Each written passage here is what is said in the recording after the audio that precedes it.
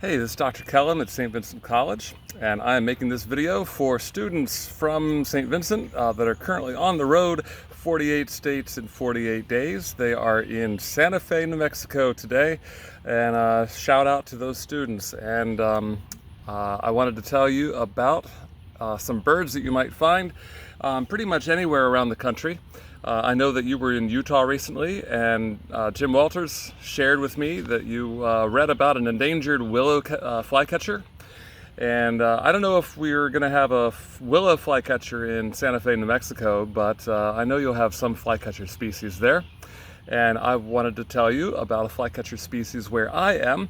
Even though I teach at St. Vincent College, I'm on vacation right now, and I am in Arkansas, about in the general vicinity of Little Rock, Arkansas. And I just saw a scissor-tail flycatcher. All right, scissor-tail flycatcher means that it's got a tail that's really, really forked, and it is probably, let's see, I think the tail itself is probably 2.5 times the length of my fingers.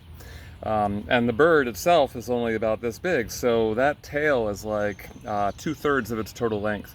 Really, really striking and impressive. The tail itself being so long, actually it's longest in the males and a little bit shorter in the females. It's what's called a sexually selected trait. And so the females are choosing their males partially based on the length of their tail. That's because you have really good nutrition and a good territory and habitat in order to grow those really, really long tail feathers. So the tail feather is an indicator of mate quality.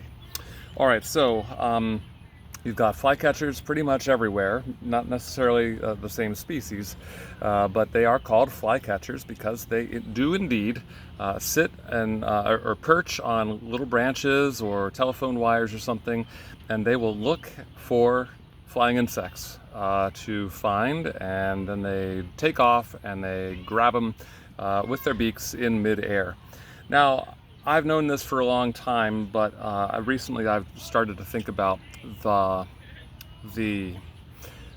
ability that you know, I would not be able to do that. I would not be able to see a teeny tiny little insect from many yards away and then somehow fly and intersect with the flight of the insect. The birds are doing that completely visually, right? I mean, what I've just described is kind of like what bats do, but bats have their echolocation to help them.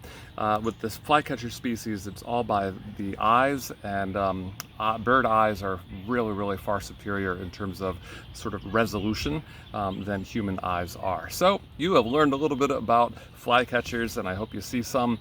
And I will be making some of these videos while I'm on vacation, just because I want to give a shout out to my students at St. Vincent College.